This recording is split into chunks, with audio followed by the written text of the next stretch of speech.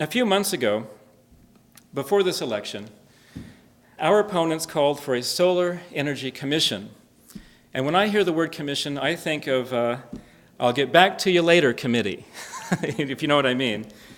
This is the right direction, except for one thing. Our opponents have already rejected the possibility of requiring developers to put solar hot water heating on every new constructed home in Eureka. Does this sound familiar? Because it should.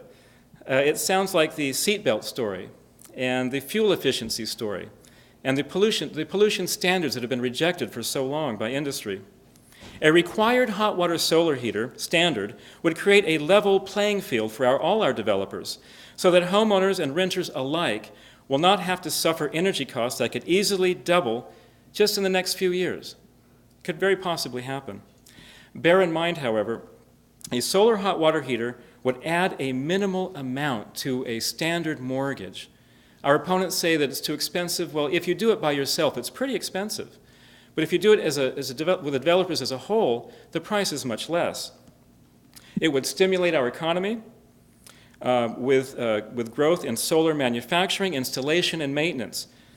However, our opponents have already decided against new standards that benefit our economy and working families because they are receiving the financial contributions from developers.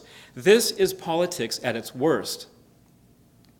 Once our new president passes the new Energy Economy Act of 2009,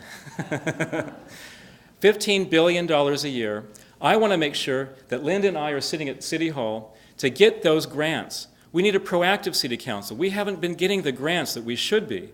We need to get these low-interest loans to get people started to make every single public building have some sort of solar technology right now that'll build more manufacturing in our economy. A recent TV ad depicts a defiant Senator John McCain as the only qualified candidate to stand up to big oil, to be tough with bankers and have new regulations to fix everything, to bring solar technology and environmental protection to us. It is no surprise then that our local Republican candidates are suddenly advocating for smart growth, solar power, open spaces, affordable housing, and trails, just before the election. These are policies that they neglected and even opposed while they were already in office at City Hall. This November's election is about whom voters trust, to reverse Eureka's legacy.